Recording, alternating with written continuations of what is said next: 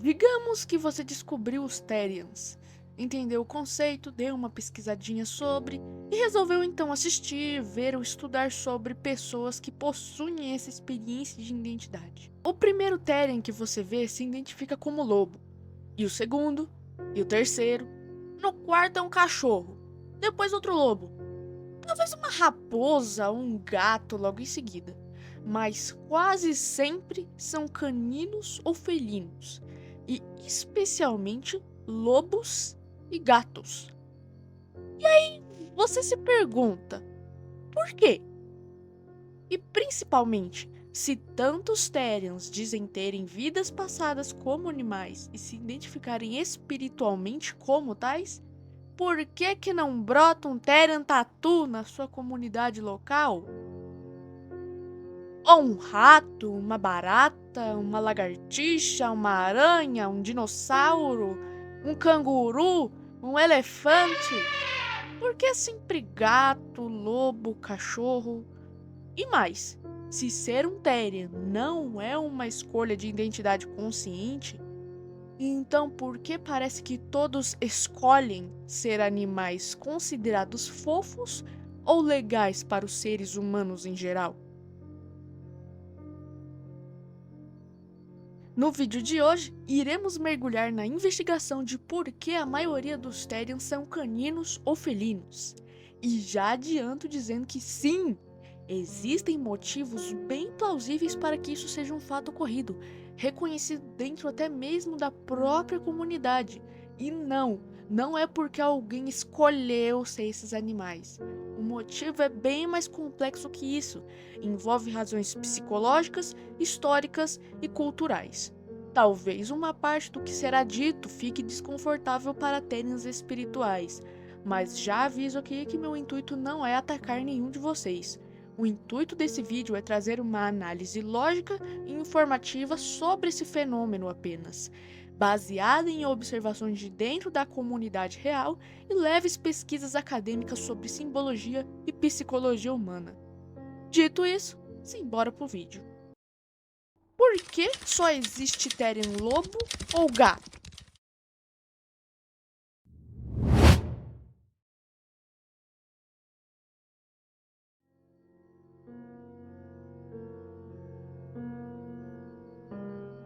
Primeiramente, essa afirmação é sequer real? Não! Existem Therians de tudo quanto é animal que se pode imaginar. Desde insetos, animais marinhos, pássaros, répteis, anfíbios, dinossauros, animais mitológicos ou até fictícios. Então, por que nunca vemos esses? Se você estiver procurando por algo assim em redes sociais populares, como o YouTube ou TikTok, você provavelmente vai encontrar pouquíssimos, mas eles existem dentro da comunidade. Outra coisa, muitos Therians nunca contaram a ninguém sobre suas identidades pessoais e preferem ficar longe da internet ou escondem esse aspecto de si em suas redes sociais para evitar preconceitos. Além disso, já sabemos que existem aquelas pessoas que não são de fato Therians, que apenas escolhem um animal fofinho para brincar de faz de conta e imitar na internet, mas que na realidade entenderam o conceito Therian errado ou estão apenas zoando, e não se identificam de fato como animais. Bem, vamos fazer um teste bem rápido. Sem pensar muito, cite 5 animais.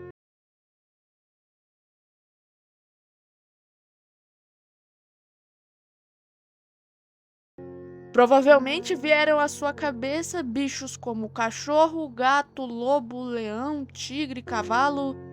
Percebeu? Existem milhões de espécies de animais no planeta, mas o nosso cérebro tende a lembrar justamente das mais presentes da nossa cultura. Convivemos com essas imagens desde muito pequenos. Filmes, desenhos, jogos, livros, brinquedos, mascotes, logotipos, histórias infantis.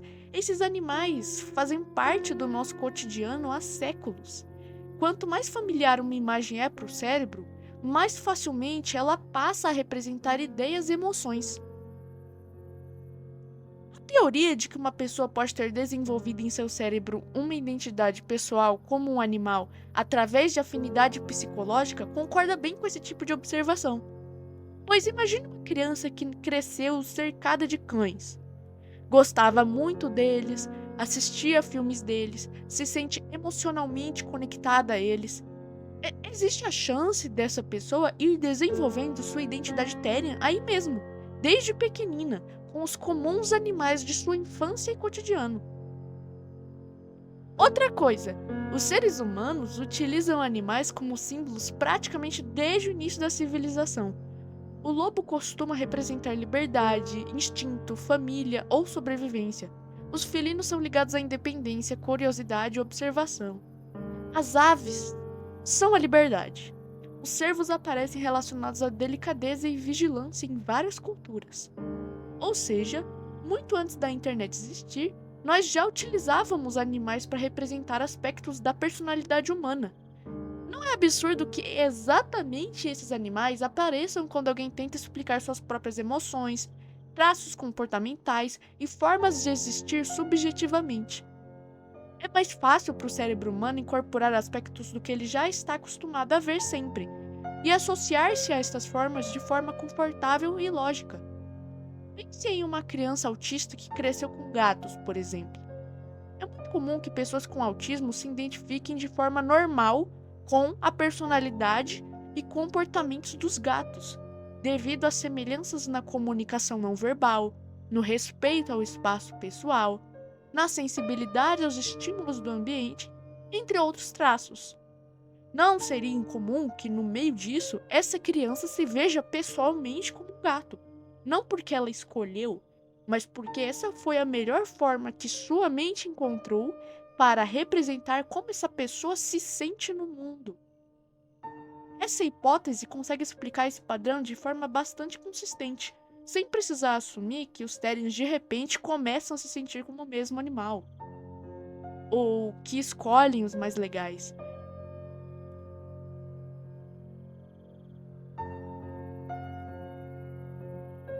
Afinal de contas, os animais que a maioria dos seres humanos consideram legais são justamente aqueles que vivem em nossas vidas cotidianamente, junto conosco, como mascotes, pets, heróis de filmes animados, melhor amigo do homem, peludos, fofos, amigáveis, comuns, mundialmente conhecido por todos. Outro fator interessante é a leitura animal.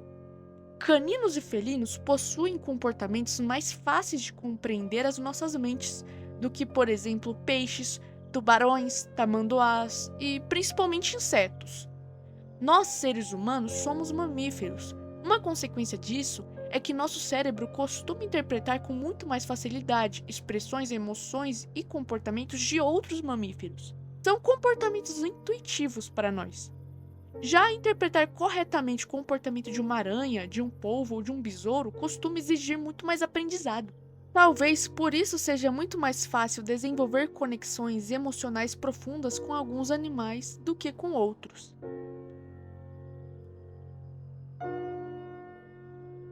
Agora pense na quantidade de filmes, séries, jogos e desenhos envolvendo lobos. Depois faz o mesmo com cães e gatos. Agora compara isso com tamanduás, capivaras, tatus ou antas. Percebe a diferença? Nosso cérebro aprende através da exposição. Quanto mais convivemos com determinada imagem durante a vida, mais facilmente ela passa a fazer parte do repertório que usamos para interpretar o mundo. Nossa cultura influencia profundamente quais símbolos utilizamos para compreender experiências internas. Grande parte das pessoas relata perceber sinais da alter-humanidade ainda durante a infância. E justamente nessa fase da vida estamos construindo nossa identidade, aprendendo símbolos e formando nossos primeiros vínculos emocionais.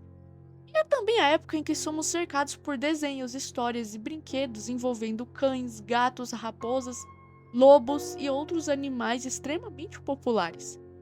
A própria comunidade alter-humana reforça esse efeito. Assistir vídeos, entrar em grupos, conversar com outras pessoas. Se a maior parte desse conteúdo envolve lobos e gatos, naturalmente essas referências passam a ocupar ainda mais espaço na memória humana.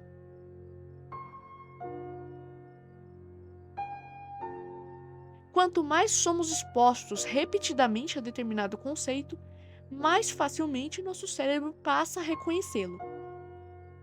Pessoas costumam falar muito mais sobre experiências que encontram reconhecimento dentro de uma comunidade.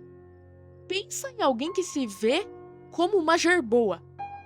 Essa pessoa provavelmente encontrará poucos relatos parecidos e quase nenhum conteúdo sobre isso, ou talvez nenhum, nada mesmo.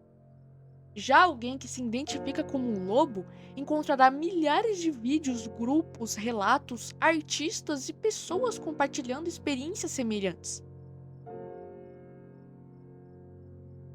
Isso faz com que alguns tipos de relatos sejam naturalmente muito mais visíveis do que outros, mesmo que existam experiências diferentes acontecendo. Também é possível que pessoas com experiências e personalidade mais incomuns encontrem menos espaço para compartilhá-las envolvendo suas identidades animais, justamente por perceberem que quase ninguém relata algo parecido.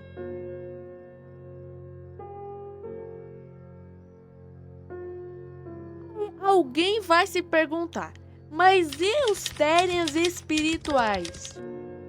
Bom, muitas pessoas dentro da comunidade acreditam que sua identidade está relacionada a vidas passadas, conexões espirituais ou outras experiências de natureza espiritual.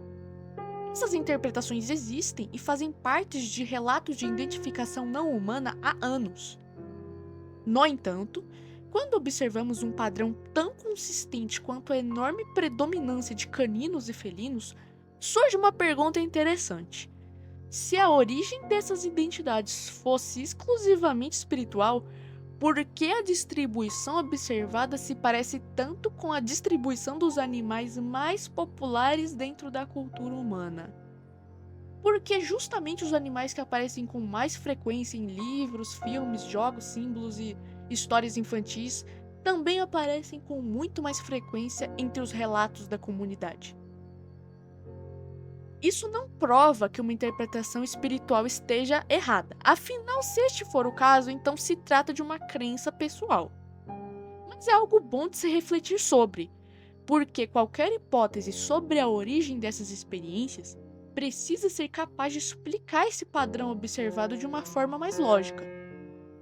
E até o momento, hipóteses psicológicas conseguem explicá-lo de maneira bastante consistente, utilizando mecanismos já conhecidos pela ciência, como o desenvolvimento da identidade, aprendizagem social, simbolismo cultural e influência da exposição repetida. Praticamente não vemos Terians inseto, Terians águas-viva ou Terians esponja do mar. Alguém ter essas experiências não é impossível, mas esses animais ocupam um espaço muito menor dentro da imaginação humana. Eles aparecem menos na infância. Tanto que algumas crianças nem devem conhecer alguns desses animais. São menos utilizados como símbolos, tanto que é difícil atribuir simbolismo humano a alguns desses animais. Possuem menor representação na mídia, tanto que falar sobre alguns desses animais parece um update de videogame. Em geral, são bichos mais difíceis de compreender normalmente e tentar relacionar simbolicamente ou emocionalmente com o ser humano. E com isso, naturalmente, oferecem menos referências para que uma pessoa utilize ao interpretar experiências profundamente subjetivas, como sua própria identidade e personalidade. Por fim, gostaria de dizer que o fato de lobos, cães e gatos aparecerem muito mais frequentemente do que milhares de outras espécies na identidade Therian dificilmente parece ser uma coincidência. Esse padrão existe, pode ser observado e qualquer teoria séria sobre teriantropia precisa ser capaz de explicá-lo. E agora eu gostaria de lhes fazer uma reflexiva questão. Por que justamente lobos, cães e gatos ocupam um espaço tão grande dentro da imaginação humana? E talvez a resposta para essa pergunta diga muito mais sobre nós do que sobre os próprios animais. Algumas criaturas atravessam milhares de anos da história humana sem nunca deixarem de representar quem somos, juntamente de suas existências.